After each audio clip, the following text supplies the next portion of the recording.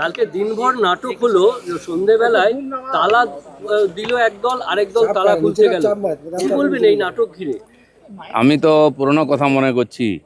21-এর পরে আমাদের বহু বিজেপি অফিসে টিএমসি লোকেরা তালা মারছিল, তো তখন প্র্যাকটিস করেছিল, এখন কাজে আসছে, নিজেদের পার্টি অফিসে তালা মারছে। আমি খড়গপুরেও দেখেছি, যারা টিএমসি করতো তারাই টিএমসি অফিসে তালা মারলো, টিএমসি অফিস ভাঙলো। এতে আমাদের কোনো রোল নেই। সাধারণ মানুষ যাদেরকে একদিন ক্ষমতায় বসিয়েছিল, আমি তো বলবো উল্টো, সাধারণ মানুষকে বাদ দিয়ে যারা ক্ষমতায় বসেছিল লুট করে, তারা আজকে বিরোধী আসনে বসারও সুযোগ পাচ্ছে না। যারা বিরোধী হিসাবে সুযোগ পেয়েছে তাই সেই দায়িত্ব পালন না করে আগামী দিনে মানুষ দেখবে তাদের। ভবনের রেজিস্ট্রেশনটা ফিরহাদ হাকিমের নামে দাবি করছেন মালিক। মালিক এর আগে একবার ওই বাড়িতে নিজের যে তালা, সেই তালা দিয়ে ওই বাড়িটা ওনার তৃণমূল কংগ্রেসের তরফ থেকে তিনি বাড়িটাকে ক্লোজ করতে চাইছিলেন। কালকে আবার সেখানে সেই তালা ঋতব্রত, তৃণমূলের ঋতব্রত ভেঙে দিয়েছে এবং বাড়ির মালিক বলছেন এটাও তো বেআইনি, কারণ বাড়িটা তো আমার, আমি তো কাউকে ভাঙতে বলিনি তালা। হ্যাঁ, এতদিন তাই হয়েছে। দেখুন, পাড়ার টিএমসির 2 গুন্ডা বোম মারতো, সাধারণ মানুষ মারা যেত।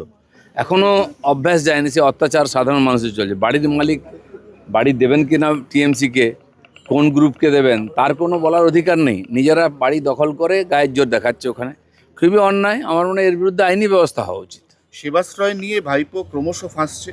এবার সেবাশ্রয় নিয়ে ডায়মন্ড হারবারের সাধারণ মানুষ মুখ খুলতে শুরু করেছেন। হাতুড়ে চিকিৎসক, হোমিওপ্যাথি চিকিৎসক, তাদের দিয়ে অ্যালোপ্যাথির ওষুধ লেখানো হতো প্রেসক্রিপশনে। দেখুন, এইসব খুবই গুরুতর অভিযোগ। মানুষের জীবনকে নিয়ে ছিনিমিনি খেলা কেবল রাজনৈতিক স্বার্থে। কি লোকের সেবা করছি, ডায়মন্ড হারবার মডেল বলে সারা দুনিয়ায় প্রচার করা হলো। আমরা তখন থেকে এটা নিয়ে মজা করতাম। ডায়মন্ড মডেল যত অপকর্ম, যত কুশাসন, সেটা হচ্ছে ডায়মন্ড হারবার মডেল। সেটা এখন প্রমাণ হচ্ছে। 21শে জুলাই নিয়ে তদন্তের দাবি করে মুখ্যমন্ত্রীকে চিঠি দিলেন কাকলি ঘোষ দস্তিদার, একসময় মমতার ছায়াসঙ্গী। দেখুন, 21শে জুলাইয়ে তখন কংগ্রেসিরা আন্দোলন করেছিলেন, যারা মারা গেছিলেন যুব কংগ্রেসের কর্মীরা মারা গেছিলেন। আমার মনে হয় আমাদের মুখ্যমন্ত্রীও তখন কংগ্রেসের সঙ্গেই ছিলেন। তারও অধিকার আছে গিয়ে বলার যে আমিও এর জন্য আন্দোলন করেছি। মমতা ব্যানার্জি এটাকে হাইজ্যাক করার দিন চালাতেন। যদি এটাকে মনে হয় সত্যি মানবতা বিরোধী কাজ করেছে, সিপিএমের সবার তাকে উদযাপন করা উচিত। কোনো একটা পার্টি হাইজ্যাক করবে কেন? যে যুবকর্মীরা গণতান্ত্রিক আন্দোলনে প্রাণ দিয়েছেন, তারা শহীদ, তাদেরকে আমরা সবাই সম্মান করি।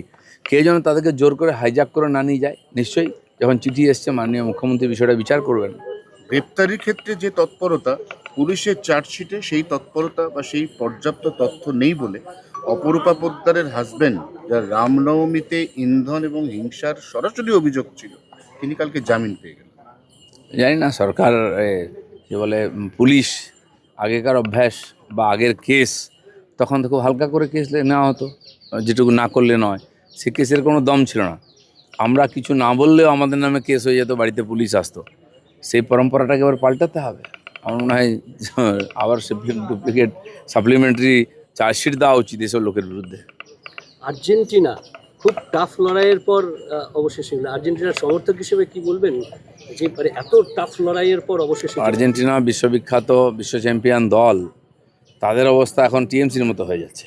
যে টিএমসির কথা এখানে পাতা নড়তো, মানুষ সূর্য উঠতো, সেই টিএমসির অবস্থা দেখেছেন? 2 গ্রুপ হয়ে অফিস দখল করার লড়াই চলছে, কি অবস্থা। আর্জেন্টিনার সম্বন্ধে আমাদের খুব উচ্চ ধারণা ছিল, বিরাট শক্তিশালী দল। এটা অজ্ঞাত কুলশীল দেশ এসে তাদেরকে আটকে দিচ্ছে, এটা খুব চিন্তার বিষয়। কিন্তু এটা ঠিক যে যে দলটা বিশ্বকাপের মূল পর্বে পৌঁছেছে, সে এলাফেলা নয়। তো এরকম অনেক দেশ আছে যারা চান্স পায় না, ফুটবলে তারা এগিয়ে আছে। নতুন দল আসুক, খেলা নতুন হোক, আর প্রত্যেকবার বিশ্বকাপে কিছু না কিছু অঘটন হয়। আমরা এখন অঘটনের আশায় আছি। তৃণমূলের রঙও নীল সাদা, আর্জেন্টিনার নীল সাদা। হ্যাঁ, তো নীল সাদা রং মুছে ফেলো, বাবুলদা গান গেয়েছিলেন। এবার লোকে সেই কাজটাই করছে। আমি ওনাকে খুঁজছিলাম যে নতুন গান লিখেছেন কিনা এখন।